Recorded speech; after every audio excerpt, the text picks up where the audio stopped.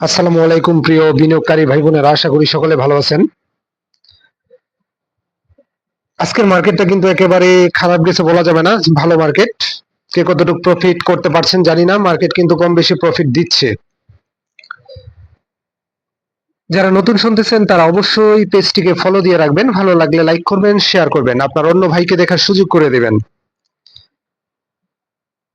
যারা এই মার্কেটেও প্রফিট করতে পারছেন না তারা চাইলে পেড গ্রুপে অ্যাড হতে পারেন। আগামী 4 তারিখ লাস্ট ডেট, এর মধ্যেই পেড গ্রুপে অ্যাড হতে পারেন, ইনবক্সে নক দিতে পারেন, নির্দিষ্ট ফি দিয়ে পেড গ্রুপে অ্যাড হতে পারেন। 4 তারিখের পরে অ্যাড হওয়ার আর সুযোগ নেই, তাহলে আবার আগামী মাসে। যাই হোক, এখন একটি স্টক নিয়ে অ্যানালাইসিস দিব, সেটি হচ্ছে বেঙ্গল। আপনাদের পরিচিত বি ক্যাটাগরির একটি stock, engineering, Bengal Windsor thermoplastic. আজকের ক্লোজিং প্রাইস হচ্ছে 24 টাকা 60 পয়সা। 4,20,000 স্টক হাত বদল হয়েছে, শেয়ার সংখ্যা কম, 9 কোটি। ডিরেক্টর হোল্ডিং হচ্ছে 53%, ইনস্টিটিউট 26, 26.5, আর পাবলিক হোল্ডিং হচ্ছে 20.25, 20.25%। লাস্ট ইয়ারে কিন্তু 5% ক্যাশ ডিভিডেন্ড দিয়েছে। ভলিউমের কি অবস্থা দেখবো। ভলিউমের গত দিন কিন্তু 2 লাখ ভলিউম হয়েছিল, আজকে হয়েছে 4 লাখ। ভলিউম কিন্তু খুব বেশি না, ভলিউমের ধারাবাহিকতা আছে, ভালো একটা ধারাবাহিকতা আছে। এটা একটি স্টকের জন্য কিন্তু পজিটিভ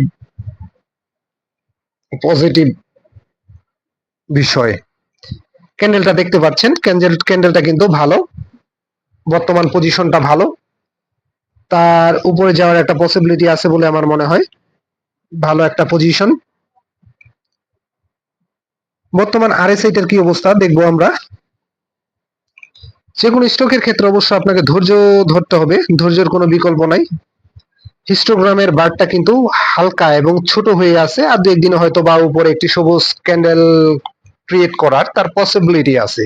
বর্তমান আরএসআই হচ্ছে 50, প্রায় 50।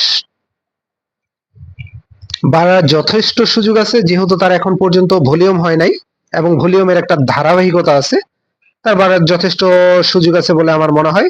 কোনো কিছু 100% সিউরিটি দিয়ে বলা আসলে পসিবল না। একটা স্টকে এন্ট্রি নেওয়ার পর যদি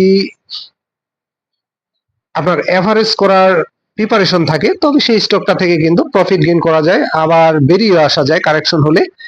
বেঙ্গলের যে পজিশন আপনারা পজিটিভলি বিবেচনা করতে পারেন, অবশ্যই নিজ দায়িত্বে। আমি কাউকে বাইসেল নির্দেশ করি না, বাইসেল নিজ দায়িত্বে করবেন।